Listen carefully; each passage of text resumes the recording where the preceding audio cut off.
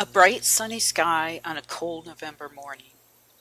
I felt the need to text my friends to say life is good. And it was.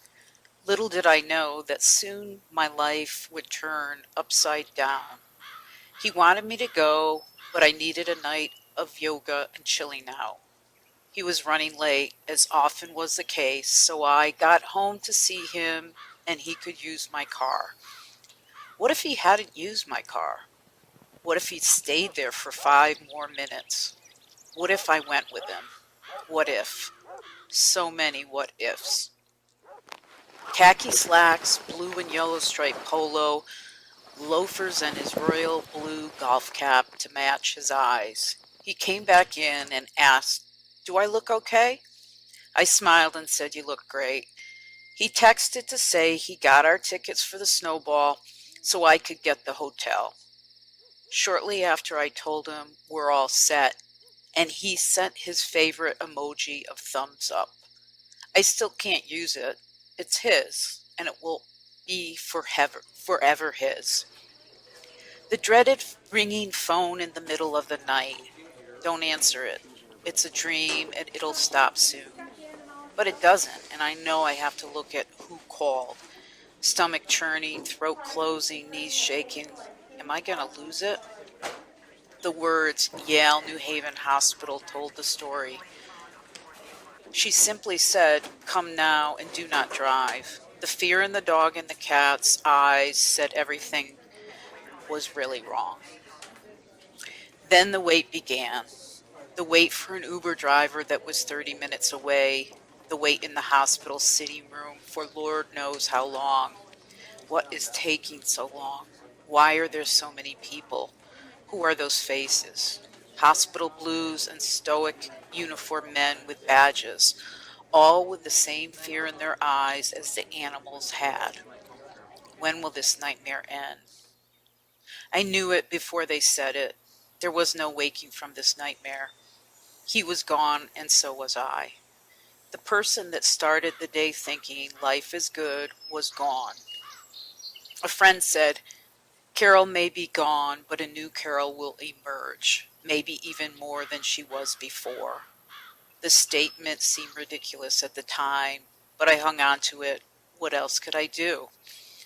Another thing I held on to is that he said more than once, "If I go first, you have to live your life and be happy." And so I do. In loving memory of Philip W. Hunt.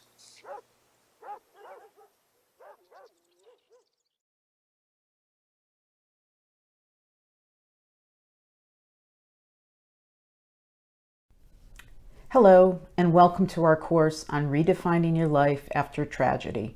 As you may have sensed from listening to my story, a friend said, "My life was emotionally and physically turned upside down after the death of my husband."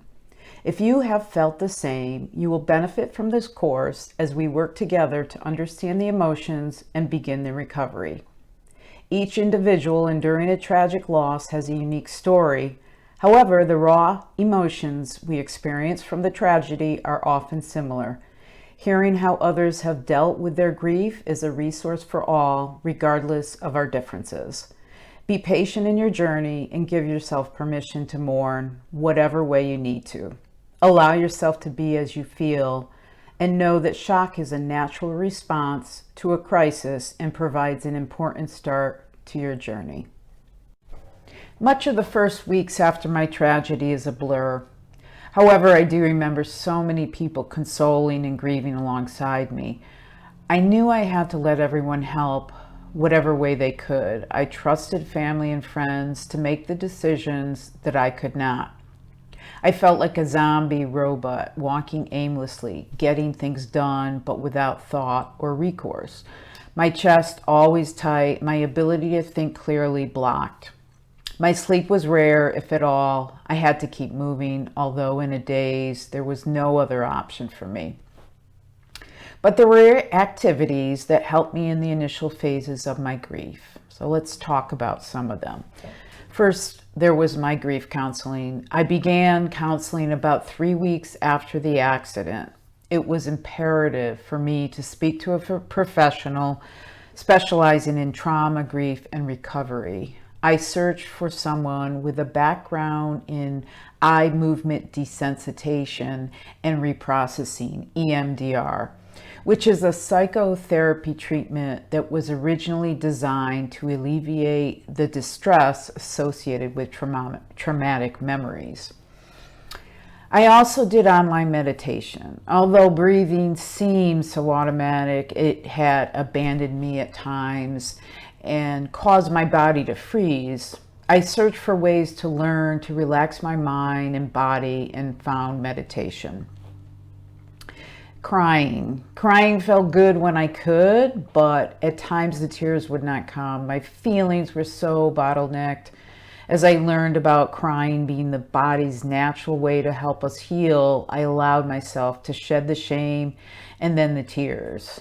If we allow ourselves to let the body take over and do the work without shame, tears come more naturally. Movement. Exercise is for everyone. Even a simple stroll outside qualifies as exercise. Walk in a park, visit a beach, play with your pets, fly a kite. Just get moving. Moving relaxes yourself. The tension is gone, the anxiety, and releases endorphins that improve your well-being. For me, movement was yoga. It got me not only moving, but to breathe. Being creative. Not everyone feels creative, but there are many ways to just try it. Any sort of art, coloring, puzzles, drawing, doodling are good options. I found an app that offers templates online and was able to color on my iPad. It took my mind off my grief and relaxed me as well as being fun. Think about other activities that you might like, and then take a look at our activities section.